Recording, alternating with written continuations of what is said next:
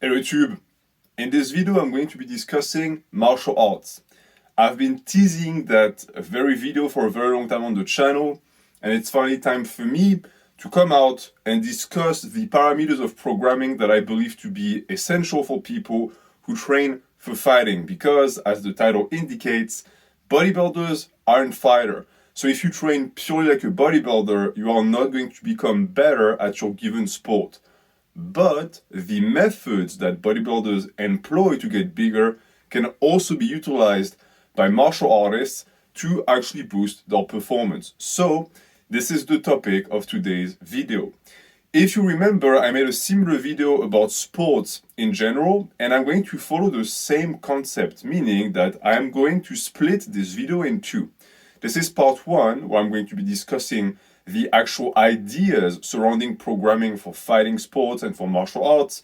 And then in the second video, I'm going to go over the programs I created, and I'm going to explain exactly why I selected a certain exercise, why the intensity is as such, etc., etc. For today, I am posting half of the programs in the description. It is limited in length, so you will get the other half of the programs for the sports and for the martial arts in particular next week. If your sport is not included this time, it will be next time. But if you think I'm going to actually forget it, or it's lesser known, you can post it in the comments and I will get to that. As I said, I created templates for every single famous or semi-famous martial artist that I have some knowledge about. So if I program for a sport, it's because I know it. But keep in mind one thing. I myself, personally, I'm not a fighter. I haven't fought for many, many years. I did martial arts in the past, but never to a high level. And I never actually tailored my training program or the programs of anyone for their sport. So if you're the type that wants credentials, I have zero. You can quit the video right now.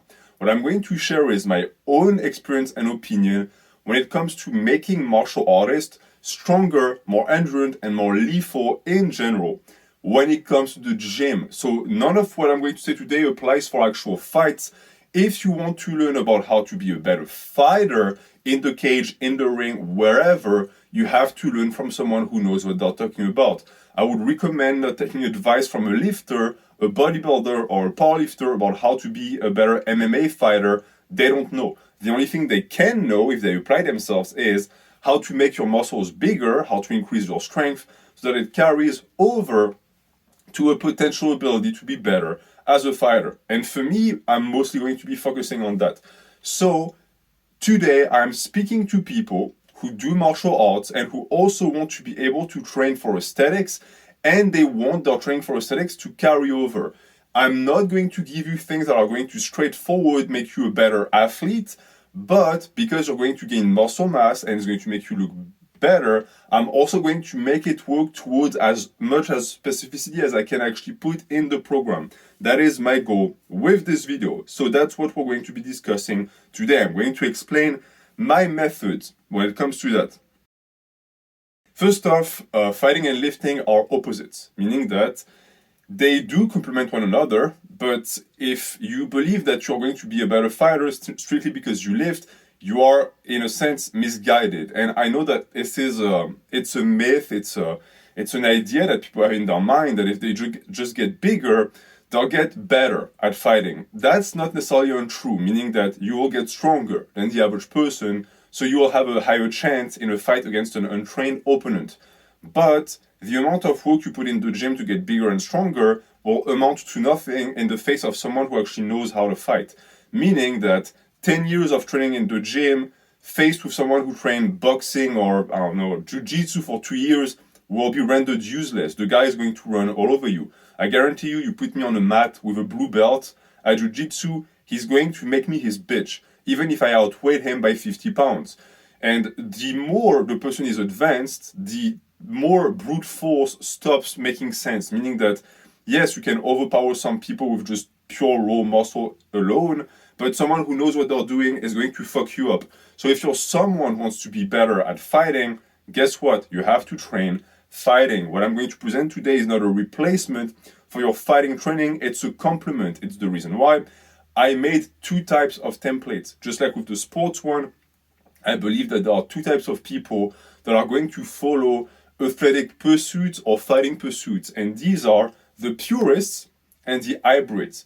The purist is someone who is only a martial artist. He follows the path of his sport, of his particular fighting style, and that's what he wants to do. He wants to be really good at that, and anything he does outside of that is just a complement. I perfectly understand that mindset. I myself am a purist bodybuilder. Everything I do is for the sake of bodybuilding. So for you, because I know that your schedule must be packed with sparring sessions, with specific sport training, etc., I have created very minimalistic, very intense sessions that are only going to be done twice a week. That is for the purists. After that, I also have a third day that I call the day C for conditioning, where I put movements that are going to help with your cardio, help with your conditioning, but still have a focus on hypertrophy. So they do not constitute sport-specific training. You still have to find a way to get that done by yourself. I'm just offering the hypertrophic complement to make your body bigger and to give it a better strength potential. For the hybrids out there, the people that want to do both, who want to both do martial arts and bodybuilding equally as intensely, it's a different beast. For you, I make the hybrid program, but you're going to see that it's not going to be enough because it's still only twice a week. So in that case, what you can do is you can repeat the days. You can do them 3 times a week, 4 times a week, etc. But if that is the case, I would maybe recommend you also modify some exercises and find some variations, or else you're just going to end up repeating day A and day B all the time. That is for the people, again, that want both. But if you are just someone who is getting started with martial arts and you're not too intense or focused on them yet, the hybrid program will work as well. As you can see, it's really up to what you perceive to be the best for you. Now, the question would be, what is the point of training your muscles if you are a fighter? Well, the answer is simple. The muscles move the body. And therefore, when you develop the muscle, you develop the function and the movement, and you boost the performance. When you train to punch or to develop your jab or your right straight, that's, in a sense, resistance training. But it's resistance training that is not going to be as effective to put on mass because you're just punching through the air. Okay, there's no actual weight added. All of what you're training is the adaptation of the body to be able to do it fast, effectively, and repetitively, and to be endurant at that. This means that if you want to be able to perform the movement, you need to train the movement, you need to learn how to punch, and then if you want to develop the ability of the body to be destructive in the punch, you need to find ways to reinforce the mechanisms that make the punch strong in the first place. And that's where the muscles come into play. So we are going to try and develop, as martial artists, what I call purposeful muscles, meaning that every exercise in your program need to relate to a muscle that will be utilized. In the programs I made for you guys, I did not include muscles that are not getting used. So a lot of isolation is just pushed to the side because all of that will not be used. I try to always apply exercises that I can think to myself and think, okay, is that going to apply on the mat? Is this athlete going to be able to use that muscle he developed in his specific sport, in his specific area? And if the answer is no, I just take it out because it's useless. I think it's important to remind people of that because I know myself many young men who train martial arts and who might have coaches or senseis that are not super inclined towards making them lift weights because there's still the prevalent myth of weights making you too bulky or they're going to make you slow. But the problem is that what makes you a good athlete, what makes you a good fighter is the muscles and the ability you have to actually use them to strike, to grapple. So if you develop the muscles and then you utilize them intelligently, it can only make you better. The only thing that doesn't work is training programs that develop muscles that you don't know why they're being even developed in the first place. That is absolutely true. That is absolutely a waste. But for the rest, at some point, if you train martial arts and you want to be better, you're going to have to become bigger. And that's what I'm going to provide with these programs.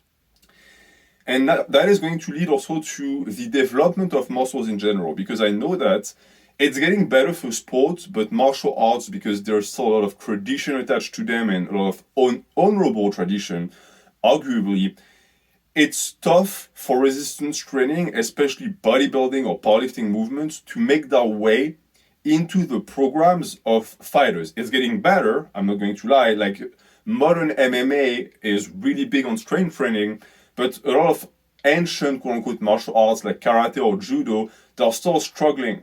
But if you look at Olympic champions who do judo, for example, they train with weights all the time. So to me, it's the sign and the show that, yes, bodybuilding training can be essential for martial artists if they do it properly, because there is a certain myth that personally pisses me off because it leads to bad training practices that still permeates martial arts, and that is the idea that you must develop the muscles within movement patterns that you use when you fight. And that's the reason why so many people do strength-specific training or sport-specific training, in this case for martial arts, that are just going to mimic movements they do. This is when you see people who are going to grab dumbbells and do uppercuts with them, or you'll see people who are going to grab a band and do punches with them.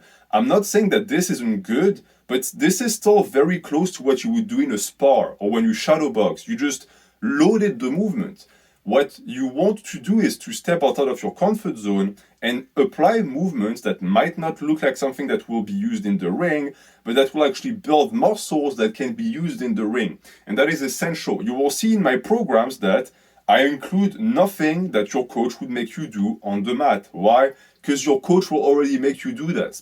I'm there to make you train the muscle in a fashion that you're not used to reinforce your ability to then perform. So you will not be doing anything that you would normally be doing when you are actually facing an opponent. And to me, it's essential, because just because you didn't develop the muscle using a pattern that you always use in a fight doesn't mean it's going to be useless. It could be useless if you have no use for the muscle. To explain that concept, let's look at muscles as raw potential. The more muscle you build, the more potential you have for strength and for applicability.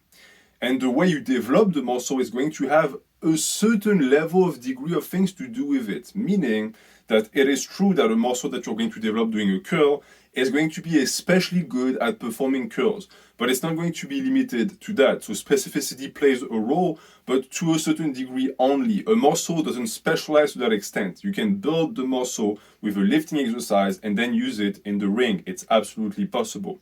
Now, the reason why the carryover from hypertrophy to fighting is so great is because, as I said, hypertrophy just creates potential. After that, you do with it what you will.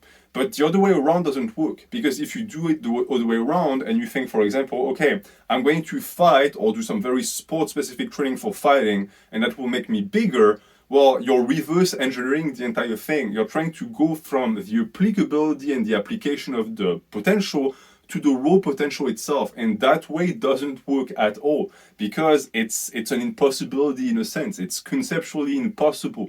So this is why hypertrophy training is so important, or strength training, whatever you want to call it, for people who are going to actually be fighting, and why the opposite is not true. It's the reason why also I tend to conflate the two, because in my opinion, muscle that is built is muscle that is built. The level of neurological adaptation that happens in it can play a role, but almost none of the exercises you're going to do are going to develop abilities that can be utilized in terms of just pure movement pattern in the gym or in the ring, which is why, to me, as long as you find a way to develop the muscle in an intelligent fashion, that is going to be something that is going to be beneficial for your practice almost every single time. The way you build the muscle doesn't necessarily have an influence on their use. That is very important. Again, that myth that if you do curls, you're only going to become good at curls. No, you strengthen the bicep. Now, if you grab underhand on a belt, for example, you can pull with the bicep. That is an ability you developed. A muscle is trained through function, but is not specific to the function it was developed through. A very important notion to keep in mind. Now, I say that, it doesn't mean, of course, as I previously stated, that just lifting weights will make you a better fighter. You need to have both. And then you need to look at the amount of energy you put in. This is also why I made the distinction between purist and hybrid. A purist is going to put much more energy and time in their sport-specific training. An hybrid might do half and half. But keep in mind that the energy invested in bodybuilding cannot be spent on martial arts. Meaning that anytime you decide that this hour will be dedicated to something, it's an hour you're not putting somewhere else. So you need to be very intelligent with your time. Athletes need to understand that any amount of time they spend developing the body is time that they spend not developing another characteristics. It's the reason why most of the time the trainings that you're going to be doing, it'll take you like 3 hours a week, maybe 1.5 hours per session, and so twice a week, 3 hours, that's it. For many people, it's going to be not enough, but I know that for the people who train martial arts seriously, these 3 hours are already going to be a sacrifice. And I want you to be able to get as much done as possible, as quickly as possible, because you have other better things to do. You need to refine your skills. Your finite goal is not to train the muscle. So if you can gain as much muscle and strength as possible, as quickly as possible, this is what I want to give to you. And that leads to the overarching concept of a martial art lifting program that should make you both bigger and more functional. The two go hand in hand in reality. If you just wanted to be purely in the functional realm, you would just stick to martial arts training. But at some point, to develop your potential and potentially become a better fighter over time, you need to develop what the potential is, which is muscle mass. Because if you look at a fight is actually two humans that are going to utilize their muscles to clash and see who is going to be left standing. So developing the muscles at some point will be absolutely necessary. Because your priority will be martial arts training, lifting will be a supplement, as I've said, so you have to schedule accordingly. I did not give you specific days for the training sessions I put in the description. It's up to you. If you want one of them to happen on Monday, you put them there. One on Thursday, you put them there. At the end of the week, the only thing that matters is you do them twice. Within the span of 7 days, you have 3 days, 2 that are going to be just resistance training and 1 that is conditioning. You are the one who is going to put them down like little building blocks so that they make sense within your program. I trust that you will understand what it means. For example, if you have a strenuous sparring session on Tuesday, do not do a day A on Monday. That makes no sense. Maybe get your sparring done, recover on Wednesday, and see if Wednesday night is going to be a good opportunity for you to go and train. You need to be flexible, and the program is as flexible as possible to allow you to do that. When it comes to myths, I also want to mention one thing that is now becoming more prevalent too. As the sport-specific training slowly recoiling and pushed away by the ability of people to understand that lifting weights actually helps, the issue is slowly being replaced by the prevalence of steroids, because nowadays you're seeing more and more fighters who are on grams and grams of stuff, who look amazing and who perform really well from that. The biggest example being, of course, MMA. Now, understand one thing with MMA, and that's very important. Just like bodybuilders cannot fight, don't know how to fight strictly because they lift, people who do MMA and the trainings that they follow doesn't actually compute when it comes to hypertrophy. Meaning that all of these guys, the way you see them train, you will never look like them through that training because they themselves don't look like it through the training. They look like it through the drugs. It's important to say because if bodybuilders need to hit some humble pie and accept that just because you're big doesn't necessarily mean that you know how to fight, fighters also need to accept that just because you know how to fight doesn't mean that you know how to get big. And I'm seeing more and more people who are on drugs, who are good fighters, who have an aura of authority, giving advice to people about how to train for hypertrophy. And it's usually a load of bollocks because they don't know anything. And the proof is that all of these guys, when USADA comes into play and strips them of their drugs and their toys, they lose all of that mass and they look like shit. I think it's essential to remind people of that because all of these MMA fighters have a ton of visibility. And I know that many young men, many young fighters are going to copy their methods thinking that it's going to make them as jacked. And the issue is that it won't because they weren't jacked off of the training. But they propagate poor training practices. And most of the time, when I see people doing stupid bozubo, one-legged uppercut, it tends to be guys on drugs because they get results regardless of what they do.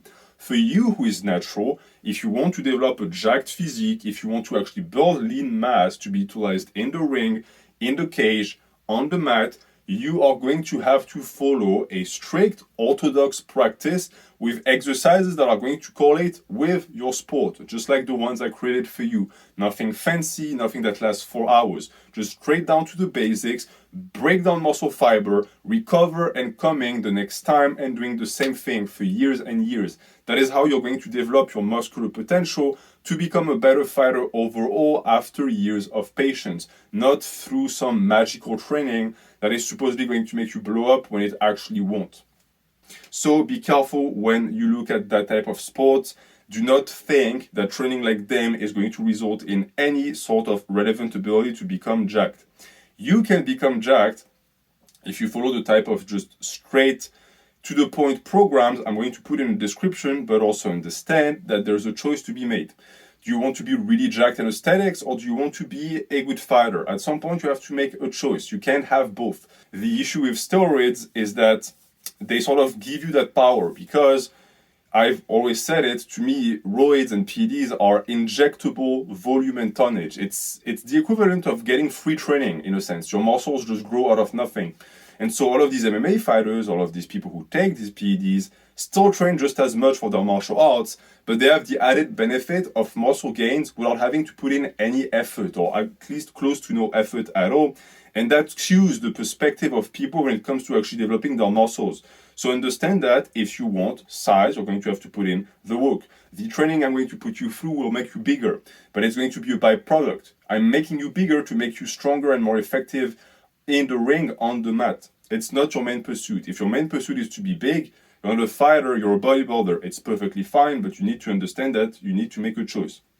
It's important for you to understand that what you will need to look at when looking at the program and the way to track it is not necessarily going to be hypertrophy, but performance.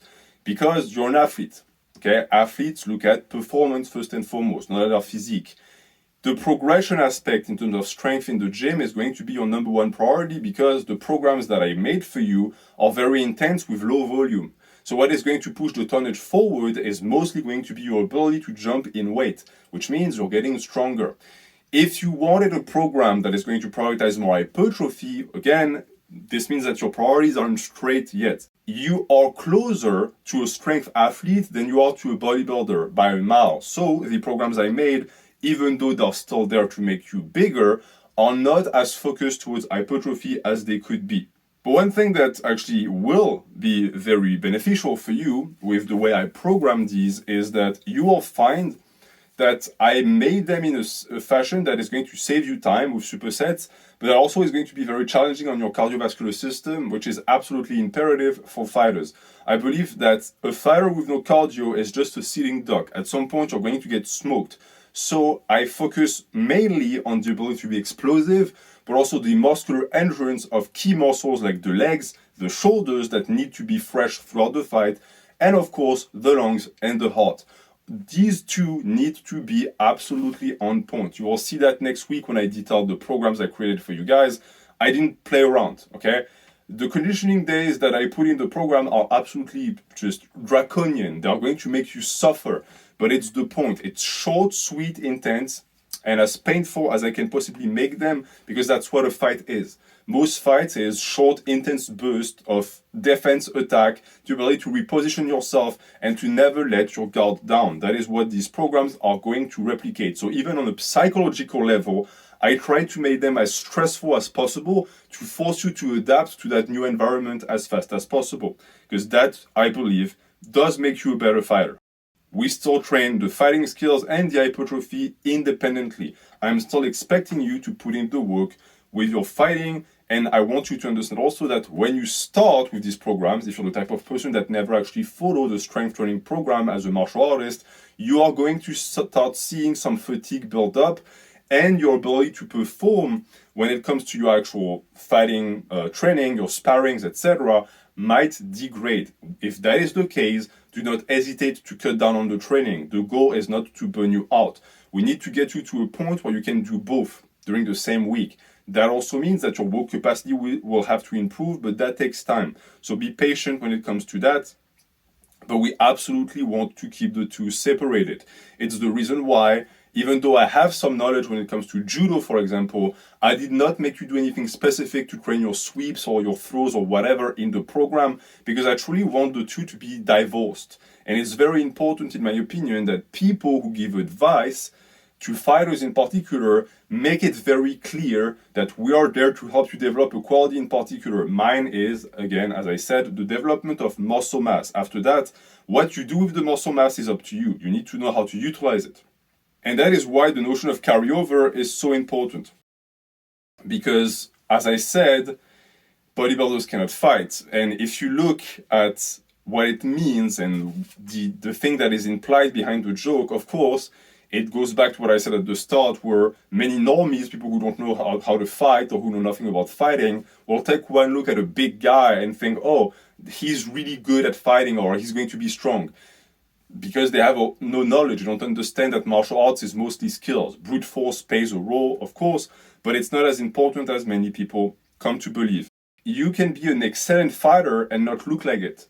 It's perfectly possible to look unassuming and still be able to kick the ass of 99% of the population, because just because you don't look muscular doesn't mean that you cannot utilize the muscle you have to kick some butt. It doesn't work like that. It's not as simple. And for the same reason, all of these big, massive bodybuilders on steroids cannot fight. They're not mobile, they're not fast, and they would gas out like this. Actually, it's funny also because it's a byproduct and a downgrade of PED use in MMA that is starting to sort of creep its way into the brains of the fighters when they realize that, yeah, PEDs make you very aggressive, very confident, and they boost your ability to be fast and explosive and to destroy people with one punch, but they also make it much tougher on the cardiovascular system. So you gas out much faster, which all of these things put in one, show that just having as much muscle mass as possible is not the best choice if you want to be a good fighter. You need to develop just as much to be efficient, and in that sense, you are in luck,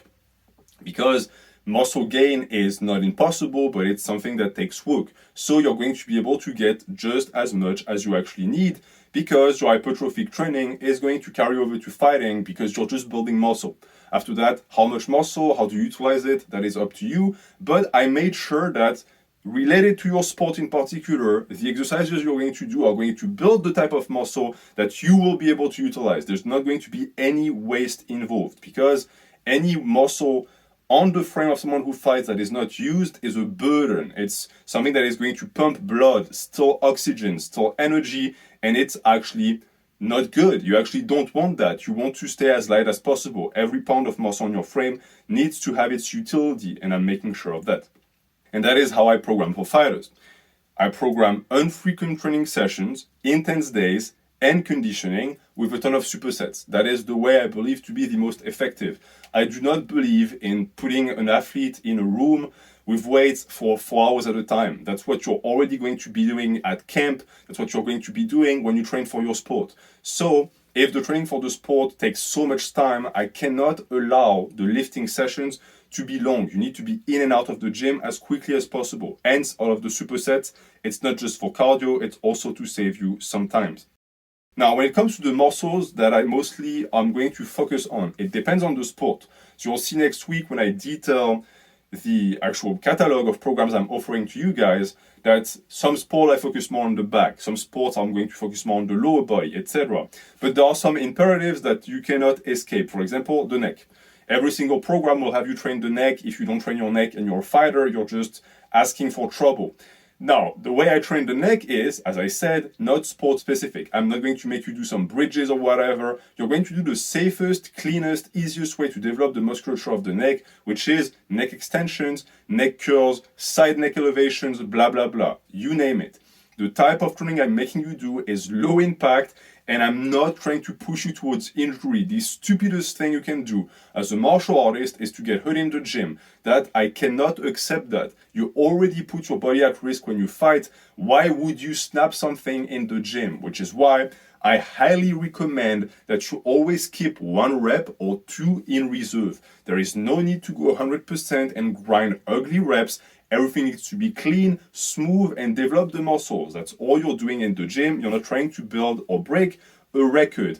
Important to say, because I have seen way too many times MMA fighters, boxers doing 1 rep max squat, which makes no sense. Your sport is a sport of explosivity, of course, but a 1 rep max is not explosive, it's a grind. It would be better to do 1 rep maxes at 80% if that was your goal.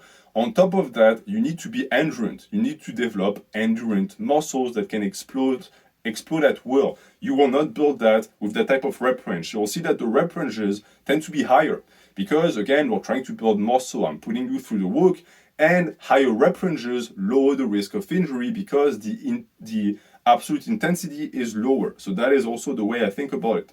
So to go back to the muscle I focus, of course, the back is going to be a big focus. The traps to absorb the shocks of punches and kicks, etc., etc. The ability to pull, the ability to punch also comes from the musculature of the upper back in parts. So the upper back, yes, you will train a ton on these programs. The abdominal muscles is of course a given. The trunk, the ability to rotate at the hips, the ability to actually tank blows that you're going to be dished out in your stomach, etc. All of that is incredibly important. So you will be training your abdominals as much as possible, both via compounds and via isolations. I'm also training the forearms for the grapplers, and you will see a decent amount of calisthenic movements for certain key sports and martial artist practice, when I believe that these movements in space make sense in that they resemble things that you will be doing in your sport. So that's mainly the way I think about it, which means you will not see a ton of bicep curls. You will not see a ton of real delt isolation or calf isolation. I put that in when there is space, but it's not my main goal. My main goal is to develop the prime movers in a fashion that is going to build a ton of muscle mass that you can then utilize and be as fast as possible. This is not a bodybuilding program. I'm not trying to maximize your hypertrophy. I'm trying to maximize the amount of muscle I can put on your frame to make you a better fighter. So the focus is going to be evidently also put on the lower body, because the power of strikes comes from the floor. It's kinetic energy in a sense. When you punch someone, you're not really punching someone. You're throwing your punch into someone's face. But how do you do that? You utilize the power of your legs to rotate at the hip and throw as strongly as you can, as fast as you can. So all of the programs have lower body work. When I see people who train boxers, for example, and it's just a bunch of bench press, it makes me cringe. You're supposed to develop the legs. You're supposed to develop the glutes especially. These are incredibly important. The muscles of the hips, even simply for mobility and the ability to use them. Many people will tell you that squatting is not specific to boxing. They're correct in a sense, but the ability to utilize the musculature of the glutes to push the hips through, that is specific to almost every single sport. So you'll do that.